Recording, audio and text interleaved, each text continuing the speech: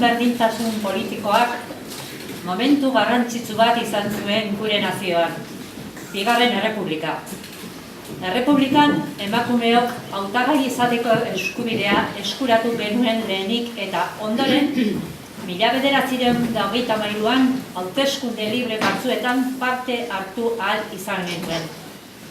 Frankismoan berriz, emakumeok ez genituen gure eskubide politikoak bakarrik galdu, baizik eta bizitza sozial, kultural eta laboraletik erabat baztertuak geratu ginen. Gizarte matxista hartan, emakumeok gure zintzotasuna jantzi kodigo zorrotzetan oinarritu behar genuen, baina 60. hamarkadan gure eskubideen eta gure askatasunaren aldeko bide berri bat irekitzen hasi ginen.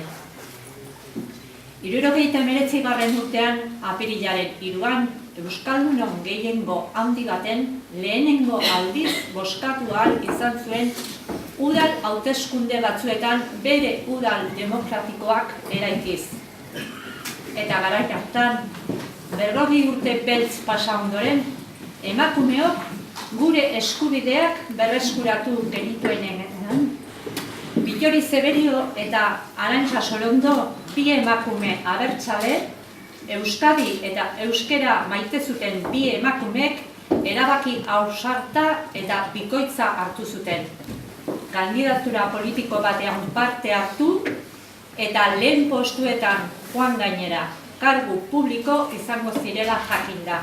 Garai hartako emakume askok zituzten inertziei aurre egin eta euren ezagutza partekatzea erabaki zuten 10 bilaguna berritzaile bat eraikitzeko itxaropenezko une berrian. Gure lehenengo emakume zinegotziak izan ziren. Omenaldi aitortza hau gazi gozoa suertatzen zait. Gaur egun ere badaudelako gure herrian ilusio, gogo eta kemenez betetako emakumeak. Gizarte hau aldatzeko apustua egin dutenak eta lurgatz talde feminista sortzeko gai izan direnak. Baina udalontako gehiengoa osatzen duten aldetik traba eta oztopo besterik ez ditu jaso. Lurgatzeko partaide naizenetik taldearen ezaugarri batzuk aipatuko ditut. Talde feminista, irekia, anitza, apartidista, asamblearioa eta 3 belaunaldiko emakumez osatua. Ederra, ezta? Harremanak blokeatuta daudenez, 10 bilagunako udalako 6 emakumeak, Maite, Arantxa, Mertxe, Nora, Leire eta Maria Luisa, arazo hau gainditzeko bidea bilatu dezazuen animatzen zaituztet. Aurrera emakumeok, aurrera borroka feminista, eskerrik asko.